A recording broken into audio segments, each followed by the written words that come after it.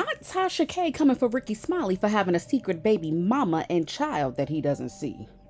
Rickey Smiley was out here calling out Brian McKnight for being a bad father and telling Brian's children they can lean on him, like come on and see Uncle Ricky. And Tasha K was just sitting on the sideline waiting for Ricky to finish his nonsense before she pulled out receipts on him. And trust, Tasha K is standing 10 toes down on what she has to say. Rickey Smiley has been in the industry for a very long time, meaning decades. People often think of him as this funny stand-up guy in front of the cameras and on the radio, a generous, Christian guy with his friends and family, maintaining this almost perfect PR image that he's so ruthlessly protecting. Almost perfect because whatever you do in the dark will always come to light, honey, one way or another. And Rickey Smiley is no exception. Once in a while, information about who Rickey Smiley is in his private life will slip through the cracks, and it shows that he's just super old school and problematic. For example, the time that his son Malik said that he wasn't attracted to black women and didn't see them as prospects for him to date. You like the girl put you on with Nah. What you mean? Nah, no. Face. Black females are not attractive to me. I look at them as my sissy, like my, grab them up, give them a hug. But if it's a different race, it's like, all right, I'm attracted to you, and that's how. Now, everyone has their preference, but it seems a little bit more than just a preference. It's just kind of sick to deem the people, your people, by the way, who watch and support your father's show and all of his endeavors and rise to fame, just calling them unattractive. And guess what? The people weren't here for it either. When Rickey Smiley had no other choice but to speak out on what his son said, he defended Malik and shifted the blame to the producer, claiming that his son merely read off a script that he was given. Now, come on. What does a producer of the show have to gain by making a teenager say something dumb like that? It makes absolutely no sense, no matter which angle you look at it. And there's white students at his school. Now, he was brought up and raised in my house, or whatever, right? So, I think for him, and the way he explained it to me, just like a lot of little, black young men that go to that same school or schools like that, who fighting at the school? Who getting in the fights at the lunchroom? Who getting in the fights in the hallway? Who getting in fights after school? You understand? And there's a lot of young men and a lot of young women. Black is just not attracted to some of the stuff that they see at their school that the black kids do. I'm not saying that, let me clarify. I'm not saying that all black kids do that or whatever, but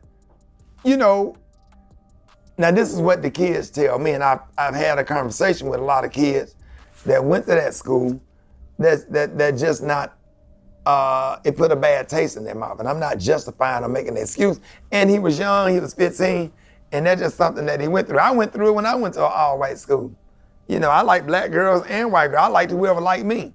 When I was in elementary school and middle school, and what he did was, he got on the show and made a bad joke, trying to be funny. Now, let's play a game called Never Have I Ever. Never have I ever seen Rickey Smiley buck around a question like this before, and y'all can see just how much he tried to change the subject without actually saying anything meaningful, since it was his son that was in the line of fire. Because when someone who Rickey ain't checking for says something against him, he comes out blazing and goes after them without thinking a second thought. And that is how he found himself going back and forth with Brian McKnight. Now, I personally don't care for Brian McKnight because that man is just diabolical. He literally calls his children products of sin and evil. How, Sway? Especially the ones that you had under the union of marriage with your ex-wife. And if you didn't know, Brian has completely banned his own offspring and is out here raising his stepkids as his own. He even changed his legal name to match his infant son that he had with his current second wife to ensure that his new baby is his only true namesake and not his firstborn, who was his original junior. And baby, the streets dragged Brian McKnight by the scalp for his messy comments, which was when Rickey decided to jump in and give his own 2 cents. Saw that. I was absolutely stunned and horrified by watching that. I just want to say to Brian McKnight kids, to all of his kids, the ones that he said that's born out of evil or born in evil, whatever he said, whatever he claims, or whatever, let you know that you have a lot of support out here. We here at the Rickey Smiley Morning Show support you. If anybody get this message out to Brian McKnight, 2 sons and daughter, you are always welcome to the state of Alabama, to the great state of Alabama, where you have men and you have uncles and you have a lot of people in Birmingham that take on kids that have been abandoned by fathers. I've seen a lot of it, even with watching Little League football coaches that spend their own time, money, and resources into trying to make sure that the kids have everything they need. But I know that y'all are older. But if y'all ever feel any kind of way, or you feel unloved and need male figure, father figure, there's people out here like myself, and I know I can vouch for my brother from another mother, Ben Crump and others. We would be more than happy to have you. You are not thrown away. You are not garbage. You are loved. You are to be respected. And there's a lot of group of men out here waiting to stand with you and make sure you have everything that. Now, the pot can't be calling the kettle black. Don't be out here bashing someone for their dirty laundry when you have skeletons in your own closet that you are struggling to keep under wraps. Webcam model. Oh. Mm-hmm. That's why that I ain't got none.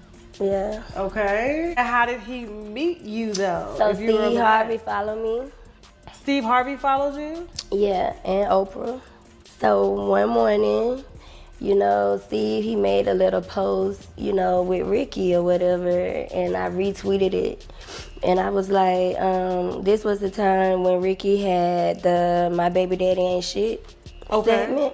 Okay. And so he had, you know, shouted him out or something like that. And so I retweeted it and I added at Steve. And I was like, yeah, add Ricky. I need to come on his show. My baby daddy ain't shit neither. So from there, I guess he see like my hot pictures or whatever when he went to being nosy, or he seen the ad tweet, you know. And from there, he got in my DM. Okay, and when was this? This was 8 years ago. 8 years ago. How old is the baby? 8.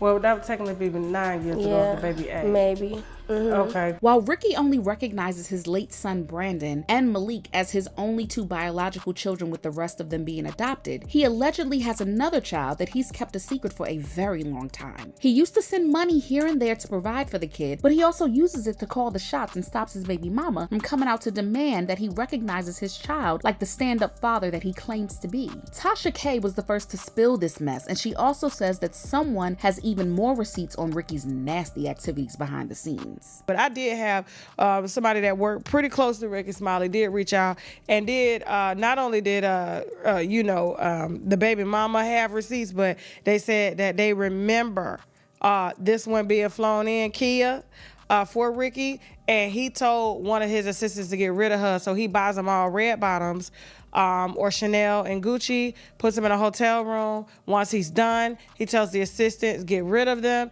and then he flies more in. And so he would typically meet them on the internet and everything like that. And a lot of kids he sent to God, allegedly, before they were with breath. Ricky is allegedly happy to provide for these girls while they're in hotels waiting on him, as long as they do what they are told and make sure that he doesn't have more children than he needs running around. But with this alleged secret baby mama, things didn't work out like that. Ricky allegedly didn't want her to have the child, but she went through with the pregnancy anyway. Now she has to receive child support through her Walmart card because Ricky is trying to avoid people from finding out. And now that Ricky has stopped sending money to his baby mama, we might see her actually file an official claim in court to make sure that those checks get to her every month. But what do you guys think? Is there any truth to this alleged baby mama story? Let's get the comments rolling and make sure that you like the video and hit that subscribe button. See you in the next video.